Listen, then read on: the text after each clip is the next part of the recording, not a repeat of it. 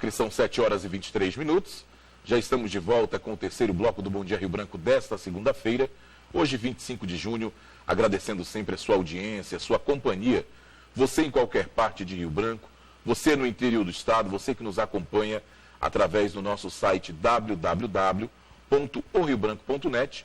Muito obrigado por sua audiência e também pela sua companhia. Antes de conversar com o entrevistado de hoje, eu quero dar uma dica para você que está acordando agora, para você que desde cedo nos acompanha, vai preparar aquele café da manhã para receber a família, para servir para os amigos.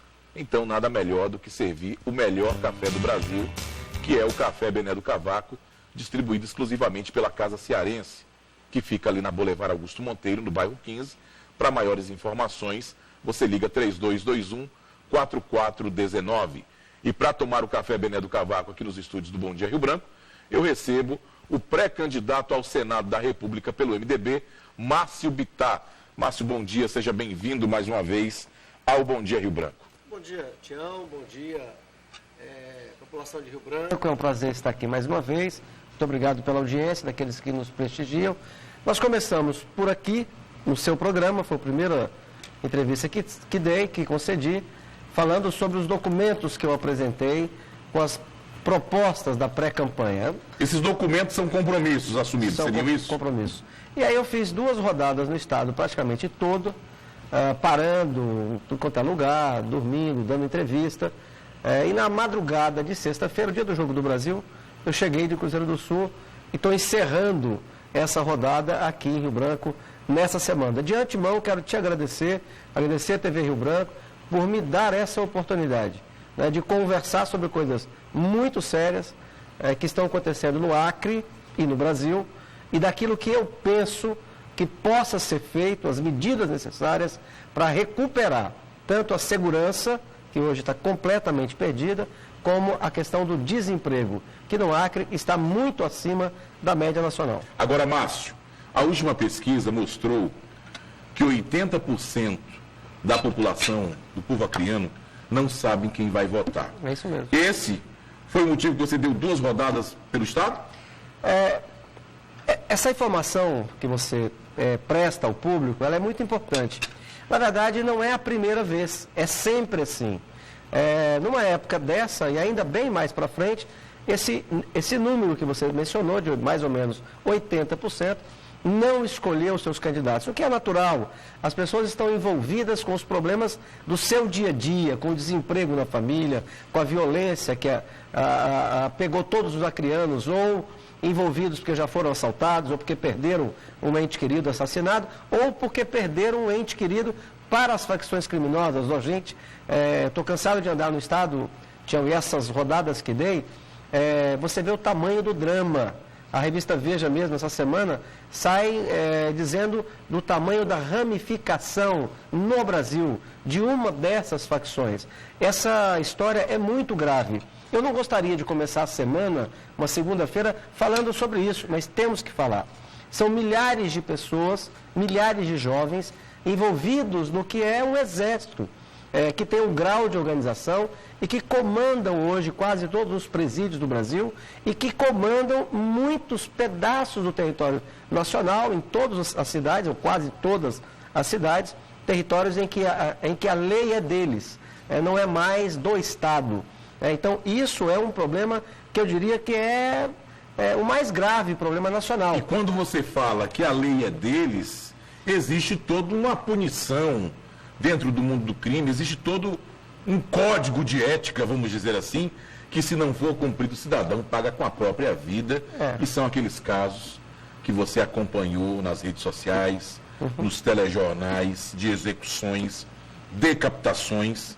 Isso não é bom pra gente, né, Márcio? É assustador, Tião. Eu encontrei jornalista, por exemplo, colega seu de profissão, em um determinado município do interior do estado, que tem medo de ler a carta que os presos mandam, às vezes com alguma reivindicação, alguma reclamação, e ele se atém apenas a ler sem tecer nenhum comentário.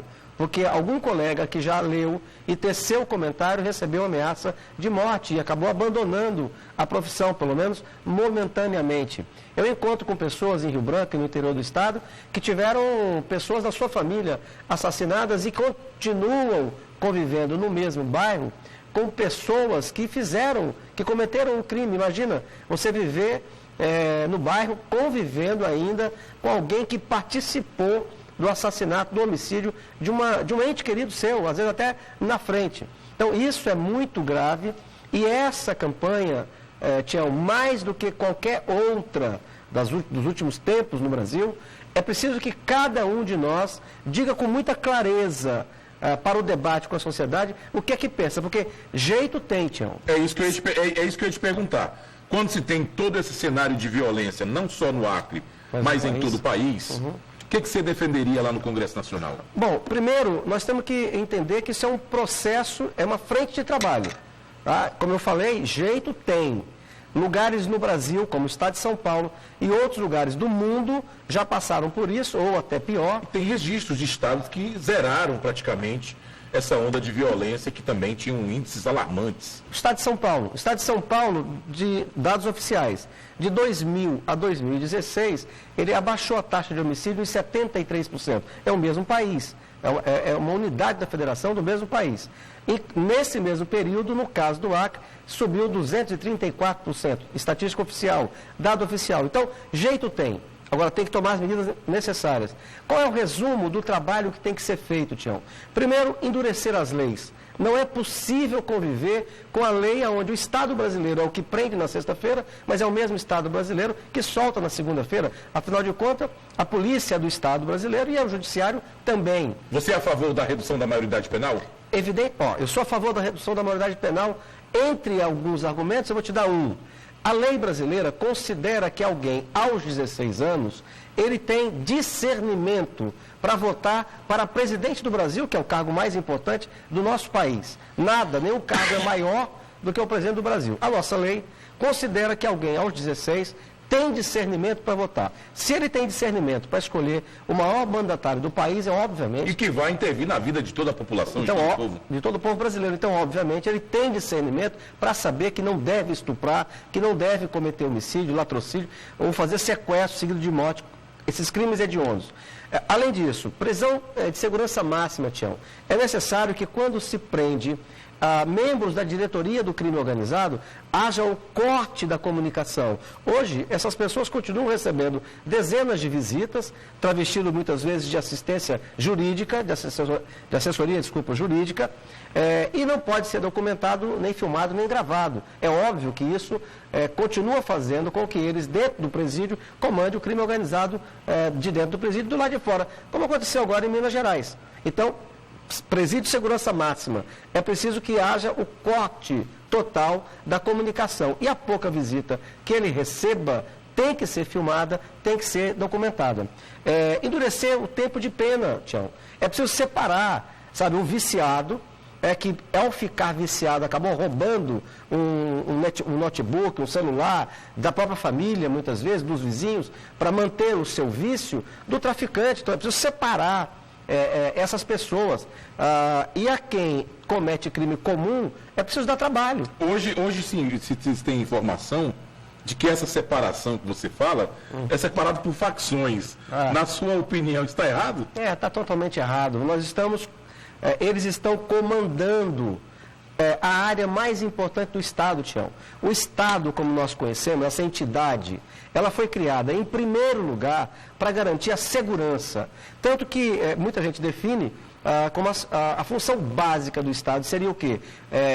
Preservar a sua vida e o seu patrimônio, que é aquilo que você compra. Isso aqui é um patrimônio seu. Você comprou com o suor do seu trabalho, com o suor do seu rosto. Então, fundamentalmente, há quem resuma dizendo qual é a função básica do Estado. É garantir a sua vida e o fruto do seu trabalho, que é a sua propriedade, sua casa, seu carro, seu notebook, enfim, suas roupas, seus aparelhos domésticos e tal, que muitas vezes alguém entra em casa, não tem mais nada. Então, primeira frente de trabalho, endurecer leis. Não é possível crimes horríveis que chamam a atenção da mídia nacional, mesmo assim, em 10 anos, já estão soltos no meio da rua. Aquela moça que matou o pai, a mãe, na cama, apaulada, com o namorado. Tem benefícios para sair no dia dos pais, no dia dos pais. mães. Você imagina que loucura. Então, endureceram as leis.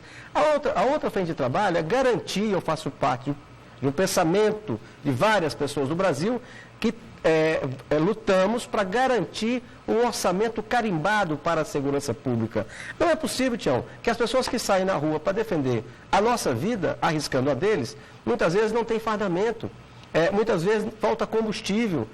Por exemplo, o efetivo da Polícia Militar em Cruzeiro do Sul, dito pelo próprio subcomandante, numa reunião que a Associação Comercial fez há poucos dias. Esse era um comentário que eu escutei agora, quando vim de Cruzeiro do Sul. Ele próprio admitiu que há 8 anos o efetivo da Polícia Militar era bem maior do que o que é hoje. Quer dizer, é quase a metade do que era há 8 anos. Então, para aumentar efetivo e dar às nossas polícias, civil, militar, Polícia Federal, as condições para executar bem o seu trabalho, tem que ter orçamento carimbado. Aqui no Acre, por exemplo, eu sempre sugeri ao meu pré-candidato a governador que use um assunto como exemplo daquilo que quer fazer como prioridade. Nunca mais gastar com a propaganda do governo que se gasta com a Polícia Militar, por exemplo. E terceiro ponto, Tião, do resumo das três frentes de trabalho que tem que ser tomada ao mesmo tempo, é geração de riqueza, geração de emprego. Hoje, o desemprego no Brasil chega a 13%, a média nacional, que já é um estouro. Agora, no Acre, ultrapassa 22%. No meio dos jovens, que é praticamente quem alimenta as facções criminosas, até 25 anos de idade, passa de 25% o número de desempregados. É como se você visse 100 jovens no meio da rua, 100 jovens, 25% deles, com certeza, estão desempregados. É evidente que esse exército de desempregados acaba parte dele sendo aliciado pelo crime organizado. Então, essas 3 medidas, coisas concretas, coisas claras que têm que ser debatidas na campanha, essas são, por exemplo, você estuda Nova York, na década de 70, entrou a cocaína, entrou o crack e explodiu a violência. Eles arrumaram. Você volta a Nova York na década de 80, 90, voltou a ser uma das cidades mais seguras do mundo. Mas o que é que fez? Tomou medidas como essas que eu acabo de mencionar. Inclusive, Tião, só para ter uma ideia, tem gente que prega a liberação das drogas. É isso que eu ia te perguntar agora, mas de forma rápida, porque o nosso tempo está estourado.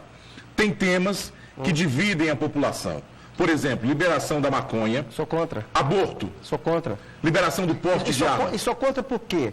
Porque quem dá a vida, eu sou cristão, quem dá a vida é Deus. Só Ele tem direito de tirar. Então, o corpo, quando tem um ser lá dentro, não pertence mais à mulher. Eu sou casado, tenho 3 filhos no casamento. Antes de me casar, tive outro, sou pai de 4 filhos. Quer dizer, na hora que você tem, na hora que é gerada uma vida, ela não pertence mais ao corpo da mulher ou ao pai que gerou. É uma vida. Então, eu como cristão, sou contra.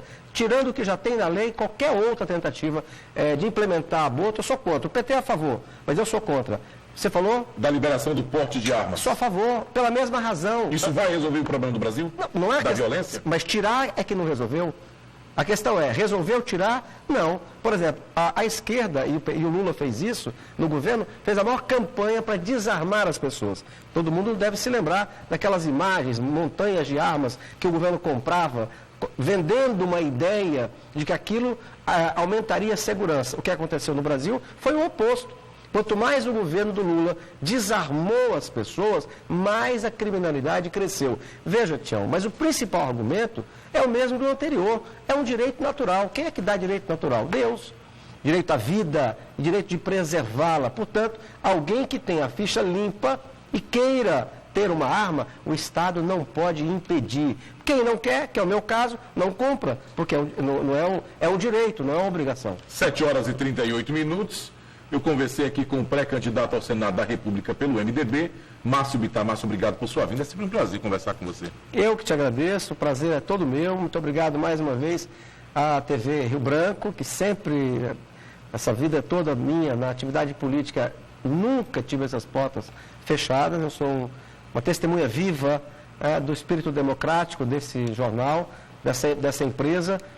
E é isso que é importante, é ter opinião e externá-la agora na campanha. Então, eu estou dizendo, por onde ando, muito claramente, o que é que eu entendo, quais as medidas necessárias para que o Acre volte a prosperar e volte a ser seguro.